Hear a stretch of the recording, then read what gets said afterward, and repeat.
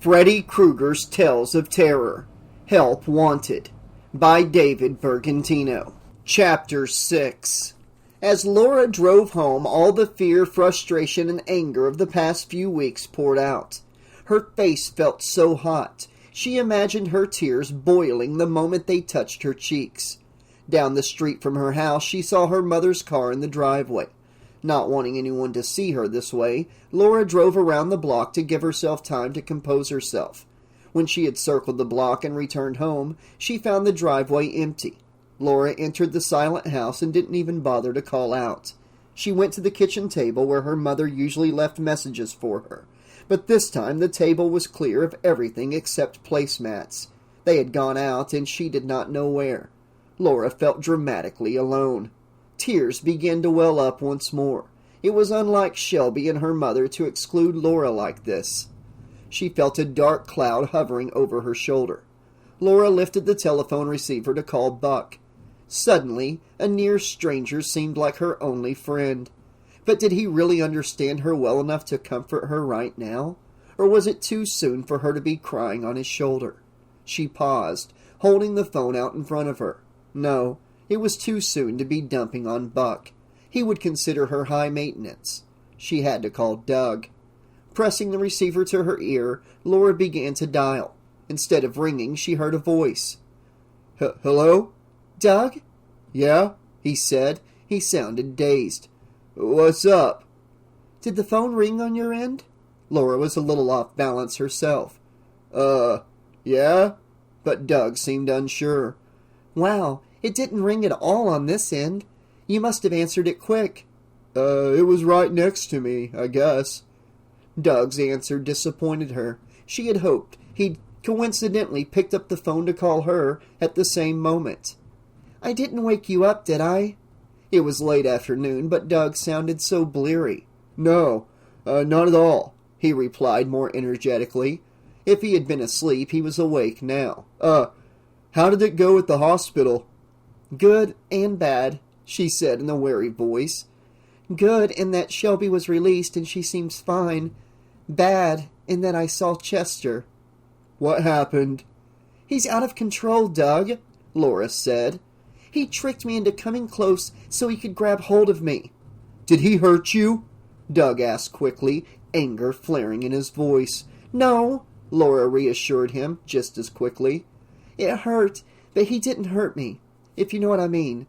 But he threatened Buck and blamed him for what happened to the party last night.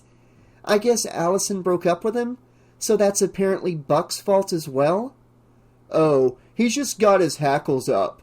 Doug's voice sounded calmer, but Laura couldn't tell if the anger had gone away or he was disguising it. Maybe, but Doug, he sounded so serious. This may sound silly, but he seems to be obsessed with me. I mean, he held me tight enough to cause bruises, threatened to beat up someone he thinks I'm dating, which I'm not, and all the while he says he's crazy about me. I'm beginning to think he's just crazy. Laura could feel her self-control slipping. Her voice trembled. I'm scared. He even mentioned Shelby, and that's what scares me the most. What did he say about Shelby? He said he likes her. I think he expects me to be jealous, but I'm angry and afraid. Shelby's younger. She doesn't have a lot of experience with guys. Someone like Chester could really hurt her. He could make her feel special, then get her caught up in his ego problems. Like anyone else I know? Doug asked. That's the point. I've dated before, and I was still taken in. I mean, the guy's gorgeous. That's the first thing you notice about him. It can blind you to everything else wrong with him, which is, in fact, everything else. Doug was silent for a moment. Then he told her with a bit of forced cheer. So you'll have a talk with Shelby, right? Give her the score on Chester? Then it's no problem. Yeah, Laura sighed, but she wasn't sure. The issue of Shelby dating was uncharted territory. I'm sure you'll bring her around, Doug told her.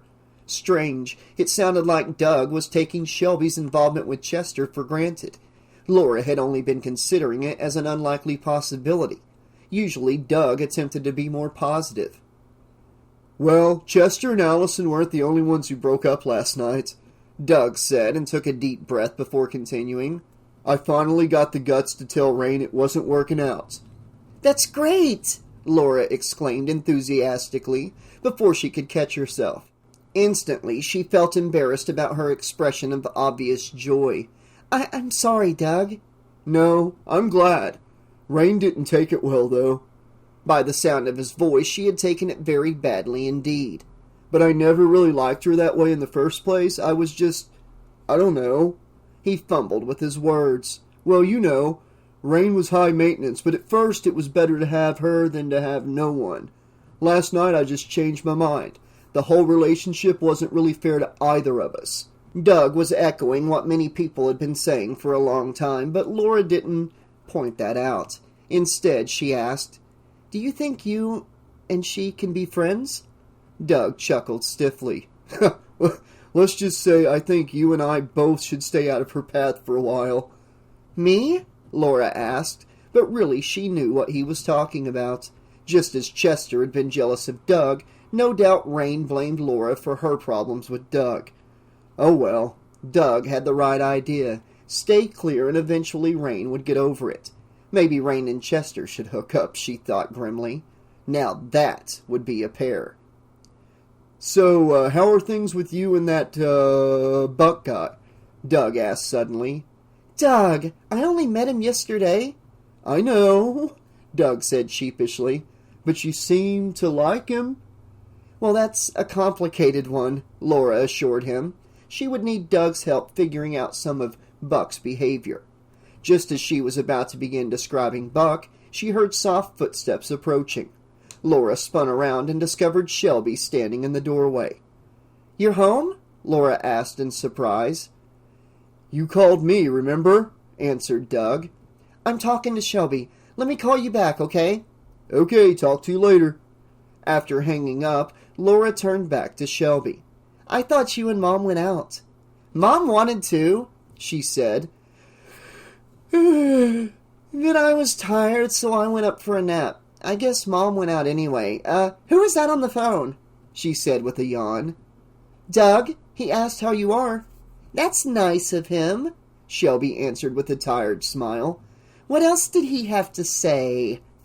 He and Rain broke up, Laura told her. She was about to go on when the phone rang. Hiya, gorgeous, sang Buck. You're hard to get a hold of. Your phone's been busy forever. Buck's cheerful tone caught her off guard. It seemed forced. What's up? Nothing, he said, his voice nearly sing-song. So, who were you talking to? His tone couldn't disguise the suspicion in his voice. A friend called, she stated simply. Laura had no reason to lie to Buck, but it wasn't any of his business if she didn't want it to be. Still, he persisted in his overly pleasant interview. Anybody I know? An out-of-town friend, she replied, vaguely annoyed. His questions had the ring of a jealous boyfriend. Let's go to a movie tonight, he proposed, abruptly changing the subject. My treat! Well, she answered slowly. She turned and noticed that Shelby had left the room. I have to check with Shelby. Now that she's home, she may want to do something tonight. She can come with us, Buck offered. I don't know, Buck. This might be a girls' night out kind of thing, you understand?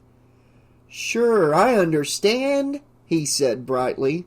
But your sister gets to see you every day. I'm not that lucky. And this time Laura knew she wasn't misreading him. Buck apparently was way ahead of her in the relationship department. He seemed to think they were having one. This was a bad way to start, but Laura thought that if she communicated her feelings up front, maybe Buck would understand. That way a relationship might develop more naturally. That's very sweet, Buck, she told him, unable to purge the slightly patronizing taint from her voice. I like you and would like to go out with you again, but I'm not looking for a boyfriend right now. I have a lot of other things to deal with at the moment. Can we slow down and just be friends? Laura was impressed with her own ability to come up with the right words at the right moment. Usually she just let things go, hoping they'd get better until they got out of hand, the way it had gone with Chester. Luckily, Buck took her little jerk on his reins fairly well. "I'm sorry," he apologized. "I can be a little overeager. I mean, you're the first person I've met here, and you seem real nice. Can I call you later, though? Just to talk, or tomorrow if you want me to hold off longer?" Laura had to smile. "Of course you can call," she told Buck. "I'm sorry if I'm being a little resistant, but you know why, right?" "I was there last night, remember?" Laura winced a bit, remembering. "I'm sorry. I won't be seeing you tonight, but I understand. I'll call you later to see how you're doing." That sounded fine to Laura, who told him so and then said goodbye. She found Shelby in the kitchen trying to decide what to do about dinner. While Laura set the table, she related the story of her encounter with Chester. "Then he said he thought you were cute," Laura said, concluding the story. "But it came out as more of a threat than a compliment." She watched Shelby for her reaction, hoping her scrutiny wasn't too obvious. "Yuck!" Shelby answered with great distaste. "I was worried you would be flattered." This only made Shelby laugh. "Big Harry not!" she giggled. "He's such a jerk. I'd have to be a total moron to listen to anything he said, after the way he treated you and after what happened last night." Laura's relief was so profound that she didn't mind if Shelby saw it. "Good. But like I said, he sounded threatening, like he might come after you. I mean, hit on you. To make me jealous or something?" Shelby laughed once more. "Oh, come on!" Shelby wasn't taking her seriously now, but at least she didn't have to be convinced that Chester was bad news. "Don't worry, if he tries anything, he won't get anywhere." That issue dealt with, Laura and Shelby discussed the party, the accident. Shelby was shocked to hear about the disappearance of Warner Halbert, Doug and Rain's breakup, and Buck. Shelby listened, as usual, patiently and with interest. "Buck definitely has a crush on you," she stated flatly when Laura finished. "Anyone could see that a mile away." "But he hardly knows me, or me him," Laura pointed out. Shelby shrugged. "You did the right thing laying it out for him right off the bat like that." "I want to be friends, but I don't want to lead him on." Shelby wrapped a consoling arm around her sister. "Don't worry. If he can't take just being friends with you, it won't be your fault. I just wonder." Her voice trailed off cryptically. "What?" "Buck may accept that you feel purely platonic right now, but still may think he's got a chance. He may be trying to figure out just what will win you over." Shelby stopped to think and then said, "It could be just a lot of phone calls, a lot of talking, so you learn more about him?" "He did want to call and talk later," Laura remembered. If her sister was right, he may not have backed off after all, but just chosen a different tactic. But Shelby shook her head. "No, after what you've told me, Buck is more of a man of action. It's nothing he'll say that will win you over. It will have to be something he must do." Shelby nodded slowly, the idea slowly dawning on her. "Yes, he will perform some act of chivalry just for you." "Like what?" asked Laura, dreading a prospect that she could not yet conceive. "I don't know," Shelby told her, "but prepare to be swept off your feet." "I hope not," Laura groaned. "I don't want him to be trying hard to please me. It might ruin whatever feelings I do have for him." Pushing aside such worries, Laura finished helping Shelby with dinner. Their mother came home and the three enjoyed a meal, followed by a Brad Pitt movie. All three women sighed. Brad was so dreamy. Buck called twice during the movie. The first time, Laura took the call but cut the conversation short because she didn't want to miss one frame of Brad. Buck gladly hung up. He called again before the end of the movie, but Laura, Shelby, and their mother had all agreed to let the answering machine pick up. Buck's voice on the machine seemed oddly anxious. He asked Laura to call him. She considered it for a moment, then decided she'd rather see another movie first. Their mother begged off immediately, citing exhaustion from a long day. Shelby went to bed early as well. Left to watch the second movie alone, Laura fell asleep in front of the television. She dreamed that Chester and Buck were preparing to duel. 10 paces, turn, and shoot. for her affections. In the dream, Laura had secretly rigged their guns to explode, killing both of them. When this happened, she rode off into the sunset with her chosen suitor, Brad Pitt.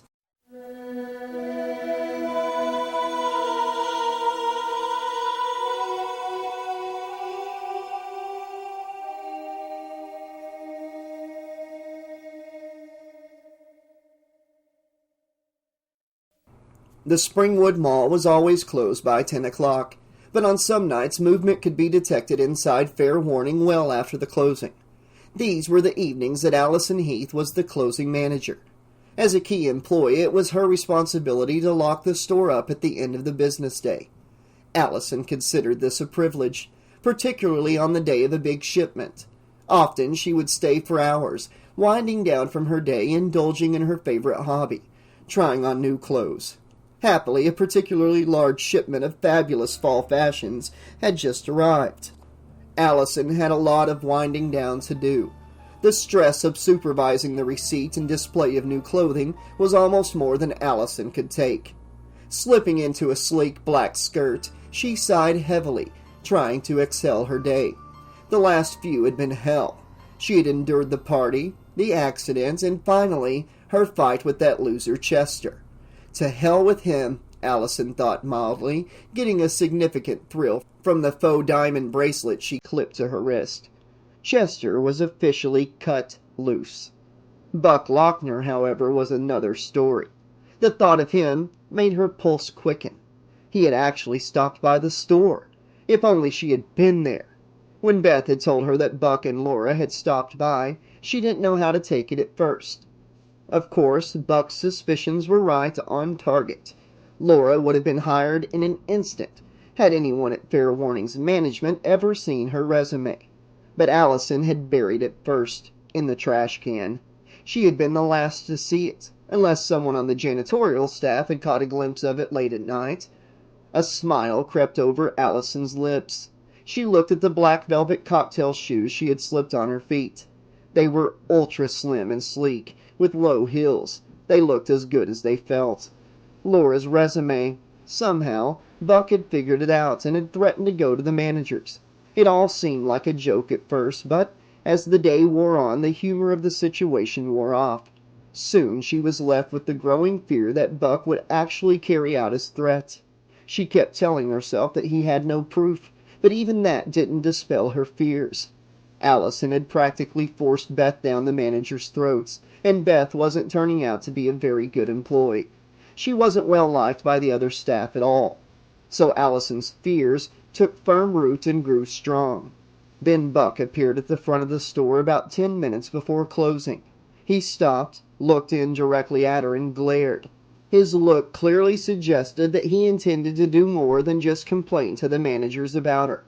Allison was frightened, but just as she turned to pick up the phone to call security, his expression changed. He smiled, then just walked away. Allison shooed out the rest of the employees and closed the store quickly. Finally alone, she wondered if she could still call security after all. Had Buck gone, or could he be waiting for her out by her car? Just then, a stray piece of packing popcorn on the register counter reminded her of the new shipment of clothing. This brought a certain clarity and focus to her mind. She certainly wasn't going to let Buck spoil her ritual. If he was out there, he'd have a long wait. Damn the torpedoes! Allison Heath had clothes to try on. For the 2 hours that followed, Allison pretended to be every type of runway model, wearing every combination of outfit available to her. She saved the best, the sleek black dress, for last. It was simple and sexy, perfect for a night of clubbing. Unfortunately, she wasn't old enough to get into bars yet, but she'd been to a funeral or two, and this skirt might just be perfect for that, too. Allison stepped out of the dressing room and in front of the three-way mirror. Then she gasped. Her hand flew to her mouth in shock. She looked 10 times sexier than she had expected. Twirling the skirt, she tossed her head at the same time, pretending she was in slow motion like in a shampoo commercial on TV. No doubt about it, she thought. In this dress, she could ruin a funeral by bringing the dead guy back to life. Her exultation was cut short by a movement. Behind her a shape rose up. The mirror showed 6 people, 3 reflections of Allison and 3 of her visitor. 12 eyes, but 6 of them burned with utter hatred. Spinning around, Allison tried to stifle her fear. "Hey, what are you doing here?" Allison wanted to say more, but lost her voice when caught in the cold gaze of the visitor. She stood paralyzed, and for a moment resembled one of the impossibly slim but fashionably dressed mannequins in her store. The next moment found her moving again, clawing at the belt that the visitor had looped deftly around her throat. The belt was biting into Allison's neck, cutting off her air. It didn't even occur to Allison to hit or claw her attacker. She just kept trying to loosen the belt around her throat, digging into her own skin with French manicured nails. Suddenly, Allison was jerked upward as her attacker lifted her with impossible strength. Since the belt was used as a handle, the sudden motion nearly broke her neck. That would have been merciful. Instead, it merely constricted her throat more, crushing her larynx with great pain, but not killing her. The attacker wrapped the end of the belt securely around the light fixture hanging from the ceiling, then stepped back. Allison's body went limp as she awaited death, spinning slowly in midair. She thought of her parents, of how she had been such a bitch to so many people. She thought of school and of hotels and chicken wings. Her oxygen-starved brain was shutting down. Her vision was dimming. During one revolution, she caught sight of herself in a mirror, and her last thought was of how hot she looked in black velvet.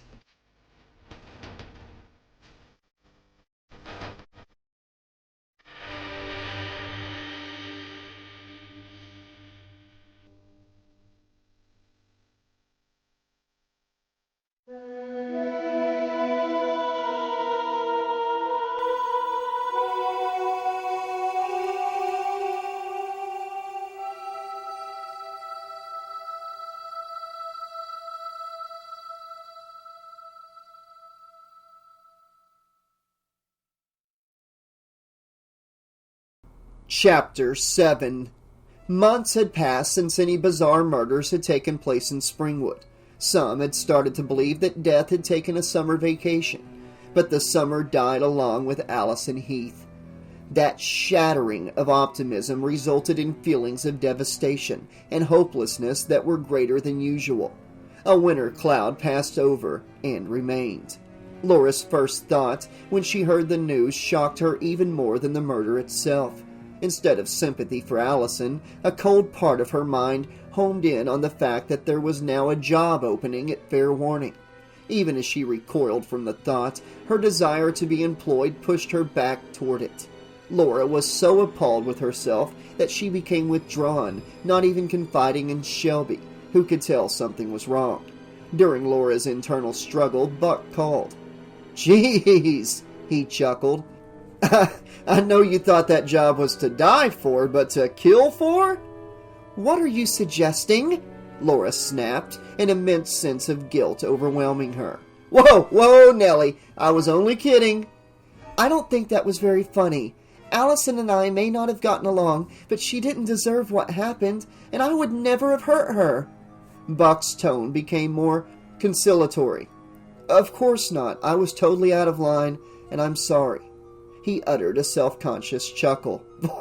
"Am I the charmer or what?" "Don't worry," Laura sighed. "I'm just kind of freaked out." "I am too," admitted Buck. Then he added awkwardly, "I guess I was just trying to beat you to the punch." "What do you mean?" "I figured you'd think I did it," he said quietly. "Because of what you said at the mall?" Laura was finally able to laugh. "That's about as silly as you thinking I did it. I mean, it was just a crummy little job." "I'm glad you think that way," Buck replied, but oddly he was not joining in on the joke. "So, then, you wouldn't be afraid to go to a movie with me?" "Of course not." Buck might act strangely sometimes, she thought, but he was no one to be afraid of. "Great, then I'll pick you up in an hour." "Tonight?" she asked, a bit taken off guard. "Perfect!" It'll take your mind off of all this bad stuff. See you later." Then the line went dead. Somehow he had managed to wrangle a date with her when she least expected it. She certainly didn't want to go out. Depressing the receiver button, Laura prepared to call him back to cancel, but stopped her fingers before she dialed. Maybe he had ambushed her because he knew it was the only way to get her to agree. And maybe that wasn't so bad. Laura found herself surprisingly calm now. Buck's phone call had grounded her, stopped her mind from spinning in the same maddening circles it had been spinning in all day. Perhaps his new perspective was just what she needed. As she went up to her room to change, though, Laura felt her mind slipping backward. She remembered her conversation with Shelby. Shelby had predicted Buck would try to find some way to prove himself to Laura. That would be totally out of proportion to whatever crime Allison had committed against Laura. Buck would have to be crazy. Crazy. Laura gulped. When told she didn't suspect him, he'd simply said he was glad. No laughing, just relief. Relief because he was innocent? Or relief because he was guilty and wanted to make sure the only person who would know he had a motive was on his side? "Stop it!" Laura shouted inside her head. "Crazy? I'll give you crazy, thinking that a guy you just met would hurt, let alone kill another person just because he had a crush on you. Now that was crazy. And arrogant. He couldn't like her that much." Could he? Laura was pulled from the quicksand of suspicion this time by the ringing of the phone.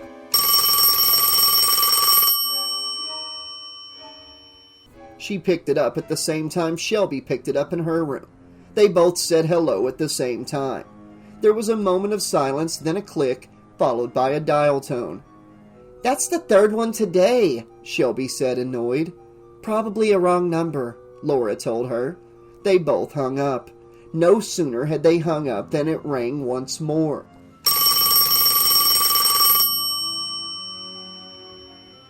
Laura answered it in a flash.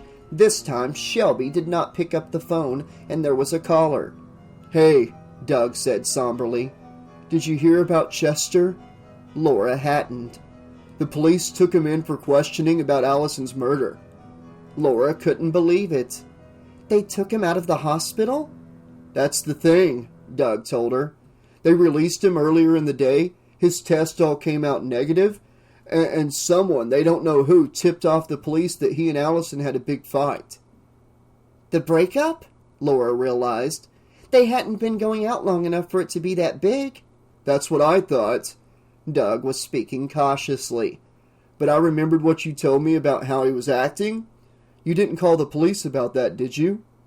So there it was. Doug thought she had directed the police to Chester as a form of revenge. She was about to become angry. Then came a stronger feeling. Regret. Regret that she hadn't done that. "You did call, didn't you?" Doug asked, jarring her out of her reverie. There was a note of panic in his voice. He had taken her silence as an admission of guilt. Laura jumped to dispel the notion. "No, Doug, I didn't. Believe me. I was just shocked that you even asked." She didn't want him to know what she was really thinking. That Chester deserved to squirm, even if he was innocent, which he probably was. Okay, you scared me for a second." It was clear to Laura that Doug didn't quite believe her yet, but was giving her the benefit of the doubt. Laura forgave him. Everyone was out of sorts because of the murder. "Listen, can we get together and talk?" Laura checked her watch. Time was marching on, and she hadn't even picked up her majorette's baton yet. "Actually, Doug, Buck's coming to pick me up in a little while, and I have to get ready. Can't we just talk right now?" "No, I need to see you in person." He could barely disguise his disappointment at not being able to meet with her. "We can do it another time," he added, deflated. "Are you all right?" Laura was concerned now. She had never heard him like this. "I could cancel." "No," he said quickly. The bit of cheer in his voice was entirely manufactured, and badly at that. "You have fun. We can get together tomorrow. Is that all right?" "Okay," she assured him. "Gotta get back to pounding the pavement tomorrow afternoon. I think. This not working is driving me crazy. I've got so much time on my hands, too much time, and my mind just revs and revs." "I know how that is," Doug commiserated. He was sounding more like himself again. "Something will come up for you, I'm sure." Then he hung up. Everyone was so certain she'd find a job, Laura thought glumly as she hung up the phone. Everyone but her.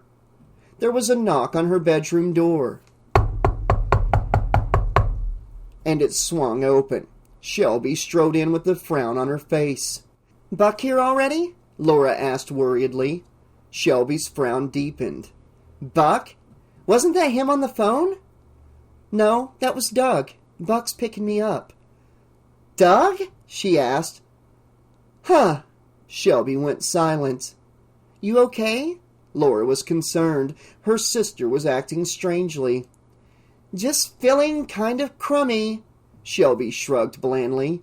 "I think I've got a cold coming on." She smiled wanly. "I guess that's what too much partying will do for you." Laura laughed. "Yeah, you have to take it slower," she joked. "I'm gonna go lay down now. Have a nice night." "You too." Laura watched as her sister shuffled out of the room. Poor kid, she thought. When she gets over this cold, she'll probably go back to her books and her collections. It was all a hell of a lot safer than being exposed to the world. Ask Allison Heath, she thought grimly.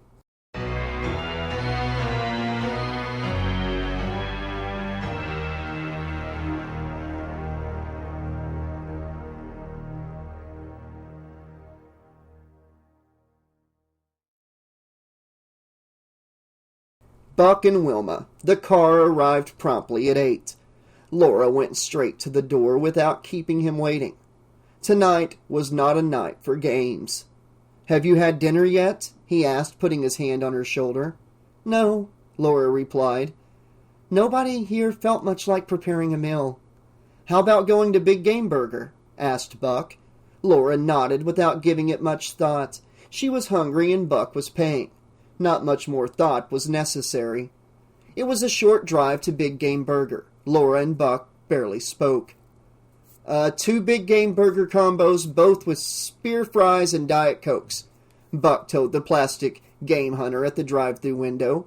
A garbled female voice repeated their order. At one point, she seemed to announce that their meals would be spin-dried, which made Buck and Laura giggle. The only clear phrase during her whole recitation was, "Please pay at the next window." Buck drove up and paid the cashier, who directed them to the next window to pick up their food. 2 bags were thrust out at them. By Rain Wilcox. Buck greeted Rain enthusiastically. Laura managed to smile, but her greeting lacked Buck's authenticity. "Where are you two going tonight?" she asked, hungry for gossip, as she handed a combo bag over to Buck. "Just to a movie," Buck answered, as he passed the bag to Laura. He shrugged as he took the second bag from Rain. He was playing it cool. Rain turned her probing gaze on Laura. "Hunky for a skinny guy, isn't he?" Rain winked at Laura as if the two were intimate friends. Taking her cue from Buck, Laura also played it cool. She glanced up and down at Buck, then turned back to Rain and replied, "I guess so, if you like that type." A car horn sounded behind them. Leaning her head out of the drive-thru window, Rain shouted an obscenity at the impatient motorist, then turned back to Buck and Laura with a smile. "Guess I better get the line moving. Besides, when a Big Game Burger gets cold, it's pretty gross. Have a nice night, folks." Laura and Buck waved quick goodnights as they pulled away. Rain winked at Laura as they left. Rain apparently approved of her dating Buck. Not that she was, she reminded herself. Dating Buck would keep Laura away from Doug. She remembered Doug's warning to stay out of the jealous girl's way. As Laura unwrapped her hamburger, she pondered Rain's behavior. Her friendly act had clearly been a sham, and Rain's choice words to the car behind them proved that when Rain was angry, she didn't hold back. "She's kind of weird, huh?" Buck said suddenly.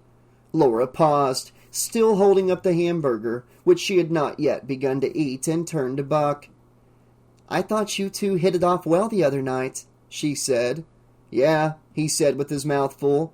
She's kind of intense. Laura laughed. You ain't just whistling Dixie. Hearing the phrase for the second time, Buck laughed as well. Laura opened her mouth ready to bite into her burger. Then suddenly she spotted something brown and moving. Her laughter turned to screams.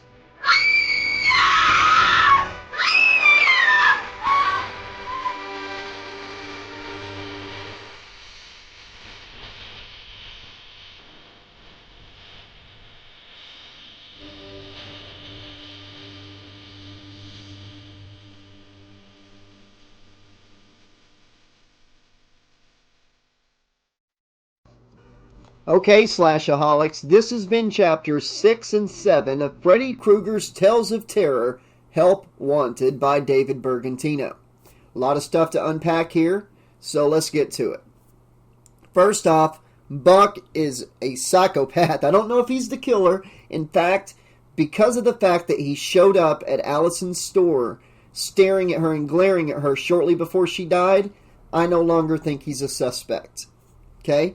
Bear with me for a second. I also can now admonish Chester, because it's never the ex-boyfriend or whatever that gets arrested first that's actually the killer. So I'm not thinking Buck or Chester anymore.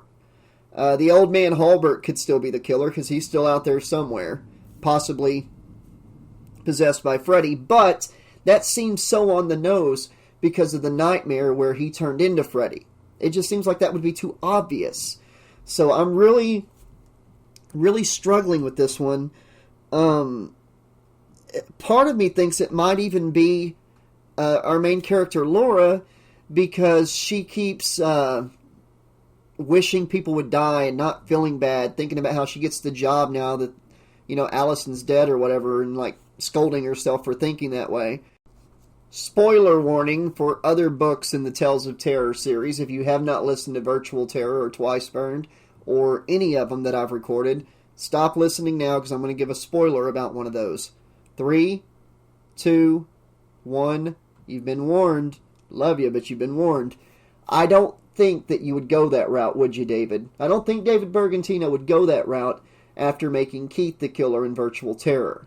So, I don't know. I can't... Laura's on my maybe list. Buck is still on the maybe list. But on my short list of suspects right now, the only person on there is Shelby. Because I just don't think Buck is the killer after showing up and glaring at her. Yeah, he's psychotic, and that dude's got issues. So right now, the only two people I can think of are Shelby and Doug. Doug is acting really relaxed and cool, but you can tell he's like the best friend that's in love with the best friend. He's in love with Laura. It just feels that way. So I can see him maybe doing that. And he did call her shortly after it and was, wondering if she was the one that got Chester put in jail. And Shelby did something really strange in this chapter. Whenever she walked into the room and Laura asked if Buck was already there, she's like, oh, I thought you were talking to Doug. And it's just weird the way that happened. And then she's like, oh, I think I'm coming down with a cold. I don't feel well. So right now, Shelby is at the top of my list. Don't know why, but I don't know. I do know why. She's acting very suspicious. She said the wreck was the best time of her life, and now she's coming down with something shortly after Allison was killed, and she's acting all confused. I don't know. Sounds like something maybe from Virtual Terror again, the confusion and whatnot. Maybe I'm reaching here, because I really thought it was going to be Buck. But after he showed up kind of intimidating her, Allison at the store, I just can't put him at the top of the list. So I'm thinking Doug or Shelby, possibly Buck and Mr. Halbert. That's my 4 right now. Halbert and Buck are maybes. Shelby and Doug, I feel like, unless something changes, one of them is the killer. As of right now in the story, something could change. I mean, Shelby was watching movies and went to bed, a couple hours before Allison died, and I think Laura stayed up to watch a movie, so maybe she would have heard Shelby leave. So there is some stuff there that kind of goes against my idea. David, I know you're probably laughing at me sitting here guessing. But anyways, the chapters were great tonight. I thought that Allison's death was pretty gruesome for a young adult book, getting choked choked with the belt and then hung up by the belt and hanging there and seeing herself in the mirror thinking she looked hot. I do want to know what the hell is in that hamburger that Rain gave her. What was brown and wriggling? I'm guessing a worm. But it just seems like maybe more than that, the way she was, the book said she started screaming. I want to see how Buck's psychopathic nature plays out more, because he just does not seem like he's all the way there.